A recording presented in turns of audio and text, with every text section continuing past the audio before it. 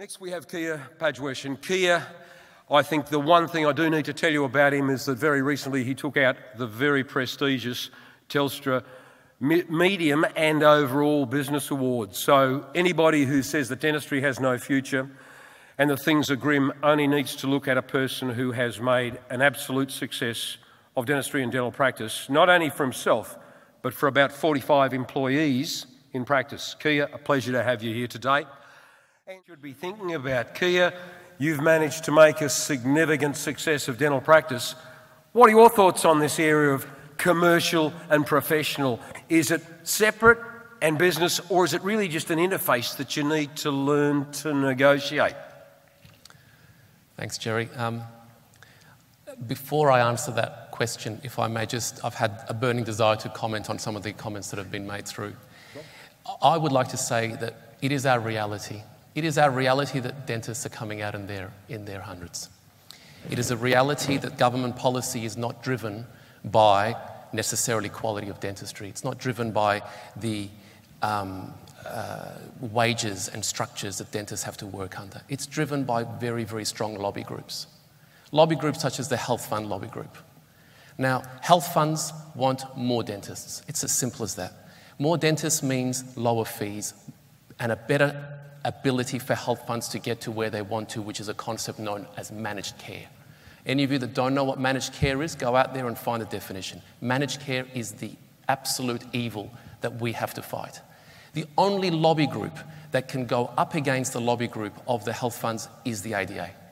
That ADA has to accept its reality and has to be a voice for all of the reasons why we believe dentist numbers should be restricted.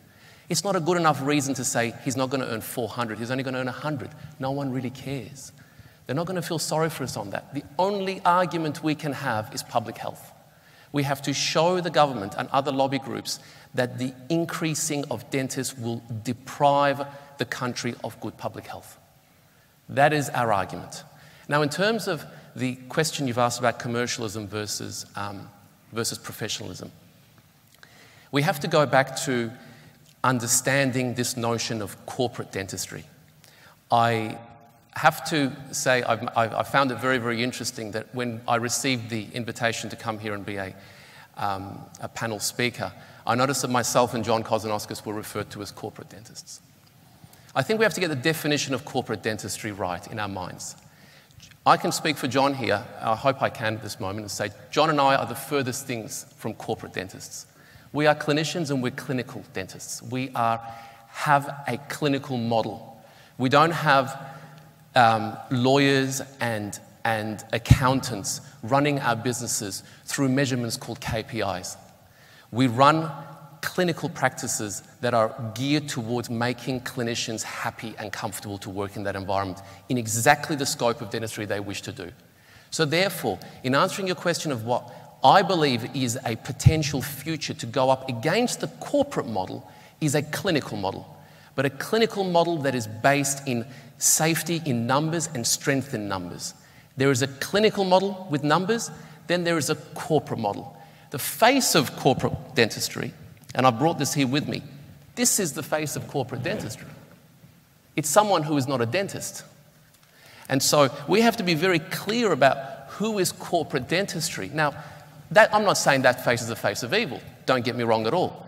What we have there is a person who has a duty of care to their shareholders, a person who has a right to try and do the best they can by their by the people that have invested money in them.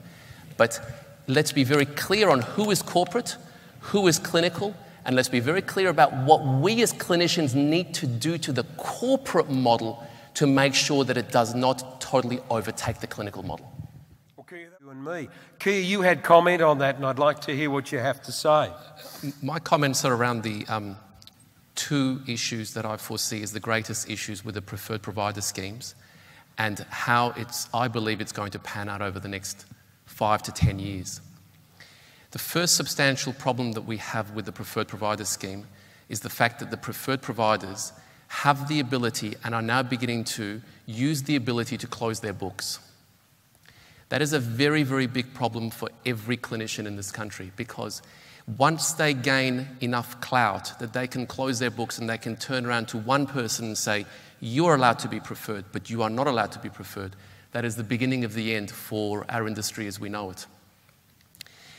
That has to be very rigorously fought against. The second problem I see with the preferred provider scheme is that we have a problem in that from day one, the preferred provider scheme was based on the foundation of fee setting schedules.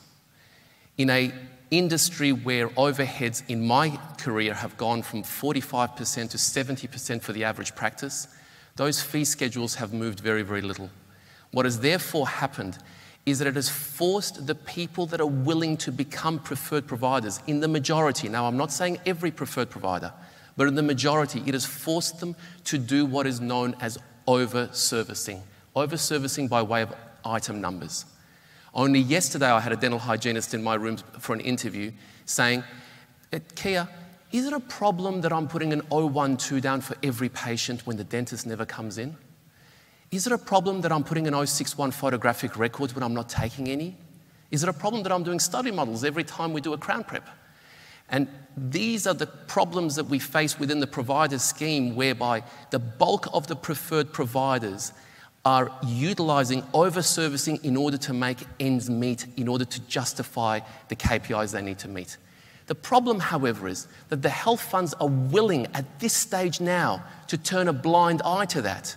Because as we know, the health funds are run by marketing departments, not by fraud departments. But they will only do that for a while. They will let you in and they will allow you to do this nonsense for a while, and then one day they're going to wake up to you and say to you, stop that, and suddenly all of these preferred providers are going to have to work by the rules. My question is, why don't we make the health funds accountable today to work by those rules so that there's a fair level playing field across all practices in the behaviour of preferred providers and their over-servicing habits? Okay. Point taken. HCF, however, is one of the good guys, as I see it anyway. You have the health funds that are, and I'm meeting with various of the CEOs of the health funds on this regularly, that are effectively offering choice to their client base. GMHBA is one of those, HCF is another, health.com.au is another. These are health funds that are very proactive about offering choice, and they are forming a conglomerate against those that are not offering choice. They're saying, go to the people we recommend. I believe as a profession, we have to embrace the health funds that are offering choice. Alan. We absolutely have to be proactive. We have to put the boxing gloves on and take this on. I say that because NIB is a member base of 900,000.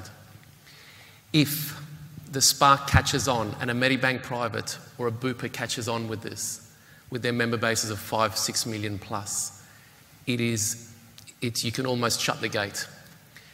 NIB has made it streamline and has made it acceptable to do this now. They have a doctor in Sydney called Dr. Ginny who has put her face on it and is actually saying, this is good and this is safe. When dental tourism first became a reality, I wrote blogs on it and I put up a website for it, and I put my search engine optimization people behind it. If you go into Google right now and put in dental tourism, I think the top 5 topics will have two or maybe 3 of them will have articles written by me. The problem we have, and the only way we can face it is as follows. We did the first phase. The first phase of attack was, it's unhealthy, it's unsafe, this can go wrong, it's X, Y, Z. NIB went through with their PR campaign and they ticked off every fear that we had put into our documentation. They ticked off the 12-month warranty, they ticked off, we'll take care of you afterwards, they ticked off every little detail that we asked for. And so effectively they have counteracted all of the issues. Last night I sat there and I looked at the NIB website and I looked at my blog and I thought, my blog is redundant. They have given an argument for everything that I've put down here as a potential problem. So what is now left as part of phase 2? I propose, number 1, a national register. We need to, as clinicians, because it's only one case here and one case there and one case over there, we need to be able to dial into a national register where we can tell one common source the problems that are occurring with dental tourism. so that if and when the next time they talk dental tourism, that national register can come up and say, we are getting this percentage of problems. These are the extent of issues that we are seeing, that can give foundation and statistics behind the problems that are occurring. That will be very powerful. The second thing I propose is that the Dental Board of Australia actually does what it is meant to do, which is make the NIBs of the world accountable. NIB cannot go and say, we are providing specialist care. They can't put that on Australian websites, on Australian Google, because they are not Australian registered specialists. That sort of talk has got to be put a stop to immediately.